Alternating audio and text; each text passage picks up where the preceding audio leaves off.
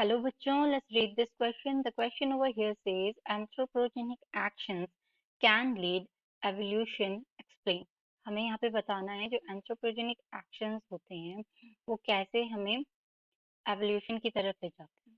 की कॉन्सेप्ट हमारा यहाँ पे हो जाएगा anthropogenic action. Anthropogenic action. Actually ये क्या होते हैं, जो एक्शंस होते हैं ये ह्यूमंस के थ्रू आप कह सकते हैं कॉज किए जाते हैं, या आप कह सकते हैं action that are created or initiated by people and usually have harmful. ये actions कैसे होते हैं, harmful effect रखते हैं.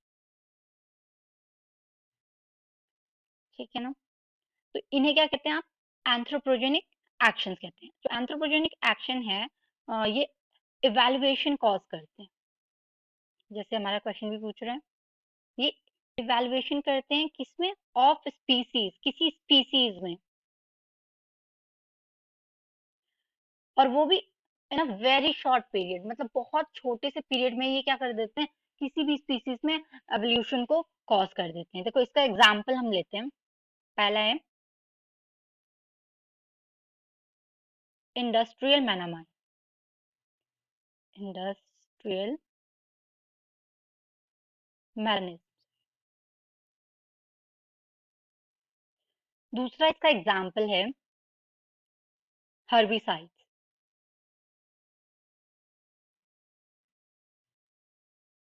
तीसरा इसका जो एग्जांपल है वो है हम पेस्टिसाइड्स यूज करते हैं ना, पेस्टिसाइड. ये यहाँ पे कुछ एग्जांपल इसके दिए हुए हैं. देखो इंडस्ट्रियल मेलानिज्म में क्या होता है. इंडस्ट्रियल मेलानिज्म में इंग्लैंड में बिफोर इंडस्ट्रियलाइजेशन, इंडस्ट्रियों के यूज से पहले, जब तक इंडस्ट्रियां नहीं बनी थी उससे पहले इंग्लैंड में दो तरीके के मॉथ पाए जाते थे. व्हाइट विंग्ड मॉथ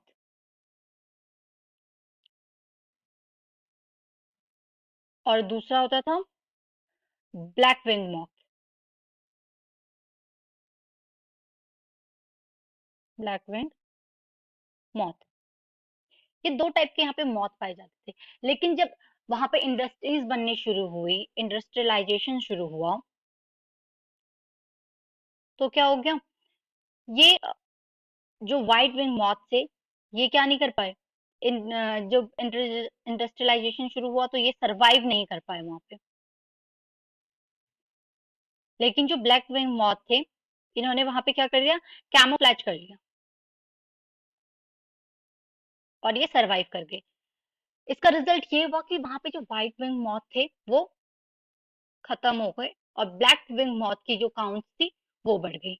इसका कॉज माना जाता है कि वहाँ पे स्मोक ज्यादा बढ़ गई, लाइकेन जो थे वो ट्री ट्रंक पे अपसेंट होने लगे, क्योंकि लाइकेन क्या होता है, पॉल्यूशन का इंडिकेटर होता है. जब पॉल्यूशन बढ़ गया तो वो खत्म हो गए. तो इसका रिजल्ट ये हुआ कि जो व्हाइट विंग मॉथ थे वो एबल ही नहीं हो पाए कि वो कैमोफ्लेज कर सके. इसलिए वहां पे व्हाइट विंग मॉथ खत्म हो गए और ब्लैक विंग मॉथ ने किसी तरह कैमोफ्लेज किया और वो वहां सरवाइव कर गए. अब दूसरा है हर्बिसाइड. अब जो वाइल्ड वेराइटीज होती हैं ये क्या हुए, देखो डेवलपमेंट ऑफ हर्बिसाइड ने रेजिस्टेंस कर दिया वाइल्ड वेराइटीज. इन्होंने क्या कर दिया, वाइल्ड वेराइटीज को हर्बिसाइड कर दिया. मतलब जैसे एक पेस्टिसाइड का हम एग्जांपल लेते हैं. एक डीडीटी यूज करते हैं हम खेतों में, जो क्या करता है, मॉस्क्यूटो को खत्म करता है. लेकिन जब हमने इसका ओवर यूज कर दिया, जैसे यहाँ पे इंडस्ट्रियलाइजेशन को क्या हो गया, ओवर यूज हो गया था, तो इससे क्या हो गया कि व्हाइट विंग मॉथ खत्म हो गए. जो ब्लैक विंग मॉथ थे इन्होंने क्या किया, सरवाइव कर लिया है, इन्होंने कैमोफ्लेज कर लिया, इन्होंने एक अपनी ऐसी स्पीसीज क्रिएट कर ली जो क्या होगी, उस पॉल्यूशन से लड़ने में खुद ही कैपेबल होगी और ये यहाँ क्या करके सरवाइव कर गए. वैसे पेस्टिसाइड जब डीडीटी से पहले मॉस्किटो मरते थे, बहुत ओवर यूज होने के बाद इन मॉस्किटोज ने क्या बना दी, अपनी एक स्पीसीज ऐसी क्रिएट कर दी जिसपे डीडीटी का कोई प्रभाव ही नहीं पड़ता। वैसी कुछ वाइल्ड वेराइटीज ने क्या किया, वाइल्ड वेराइटीज हर्बिसाइड्स हो गई।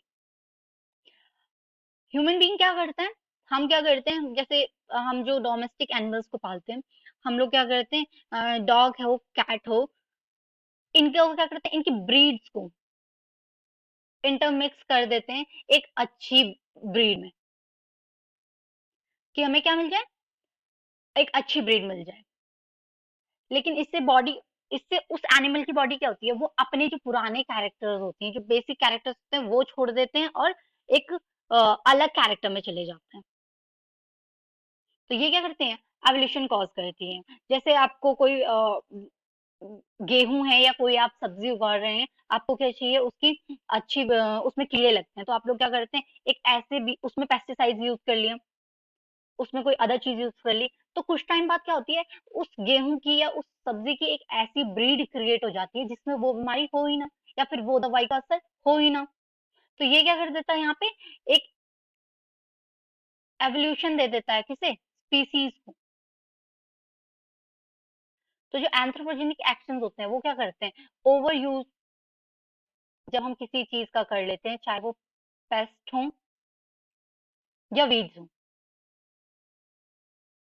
तो ये क्या कर देती हैं, हम बोल सकते हैं कि एंथ्रोपोजेनिक में हम जब किसी चीज का ओवर यूज कर देते हैं तो वो एक रेजिस्टेंट वैरायटी बना देती है, जो क्या करती है, इवैल्यूएशन को कॉज करती है। Hope you understood it well.